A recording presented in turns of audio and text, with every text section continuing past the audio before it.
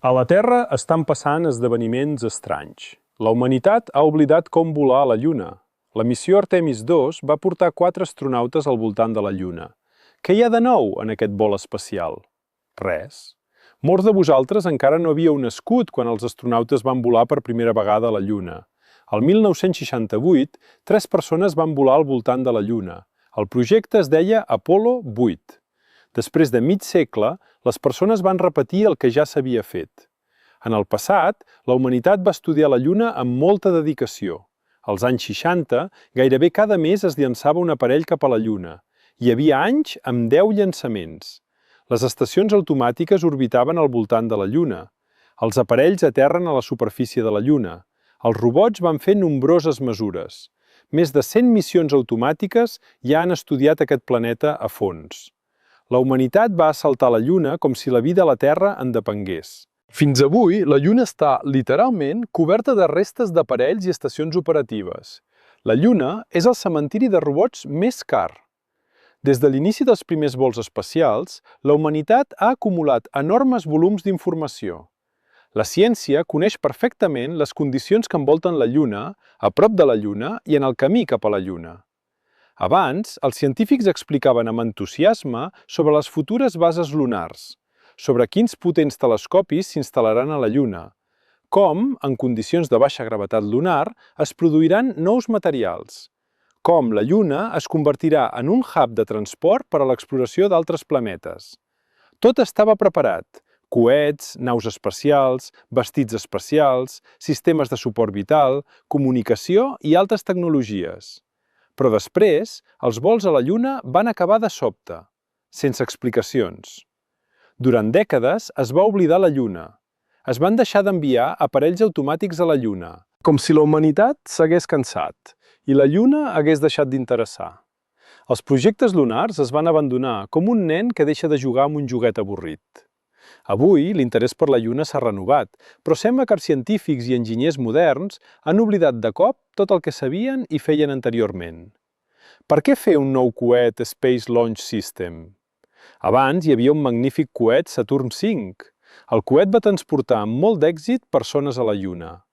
Avui dia transportem astronautes i càrregues a l'Estació Espacial Internacional, amb naus dissenyades als anys 60.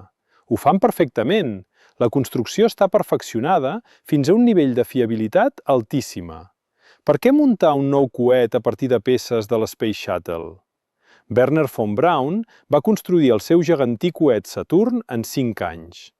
Von Braun ni tan sols tenia una calculadora, tenia un compàs i una regla. I després de 5 anys, un potent coet rugia a la plataforma de llançament expulsant flames. L'Space Launch System es va fer durant 10 anys. Es van enroscar, suposadament, una nova construcció a partir de peces de l'Space Shuttle. Es va calcular amb ordinadors superpotents i constantment es van ajornar els terminis de finalització. El desenvolupament de l'Space Launch System va costar el pressupost d'un petit estat. Al final, la humanitat no va obtenir res de nou. Es va repetir el que ja s'havia aconseguit fa temps.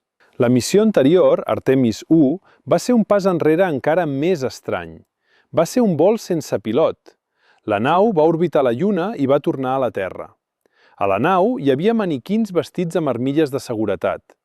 Dins d'aquestes nines s'amagaven molts sensors per mesurar la radiació i les sobrecàrregues. Com si encara no estiguéssim segurs que un ésser humà sobreviurà en un viatge a la Lluna i tornant.